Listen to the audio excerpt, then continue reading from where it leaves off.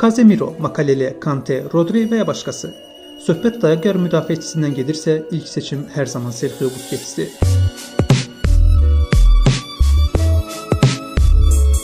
Atasının dəstəyi ilə 16 yaşında La Masia Akademiyasına qəbul olan Busquets, başlanğıcda mərkəz müdafiəçisi mövqeyində oynasa da Pep Guardiola oyunu anlayan və heç bir təzyiq hiss etməyən bu gənci müdafiə meyilli yarım müdafiəçi mövqeyində oynatmağa qərarı alır.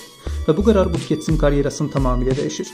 Guardiola dövründən Xavinin dövrünə kimi oynadığı mövqeyin kitabını yenidən yazır Busquets.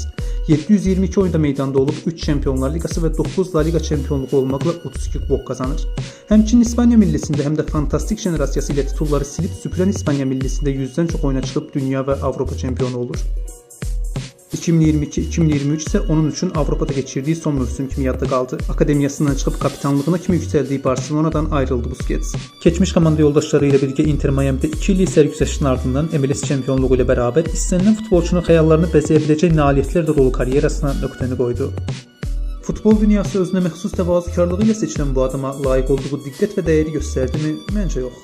Karyerasının zirvəsində olduğu kimi sonunda da səs-küy və göstərişdən uzaq oldu Busquets.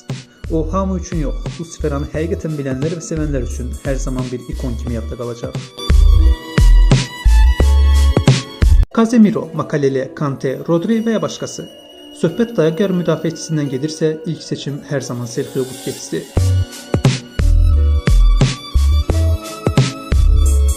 Atasının dəstəyi ilə 16 yaşında La Masia Akademiyasına qəbul olan Busquets, başlanğıcda mərkəz müdafiəçisi mövqeyində oynasa da Pep Guardiola oyunu anlayan və heç bir təzyiq hiss etməyən bu gənci müdafiə meyilli yarım müdafiəçi mövqeyində oynatmağa qərarı alır.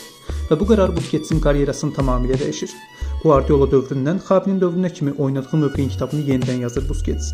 722 oyunda meydanda olub 3 Çempionlar Liqası və 9 La Liga çempionluğu olmaqla 32 kubok qazanır. Həmçinin İspaniya millisində həm də fantastik jenerasiyası ilə titulları silib süpürən İspaniya millisində 100-dən çox oyuna çıxıb dünya və Avropa çempionu olur.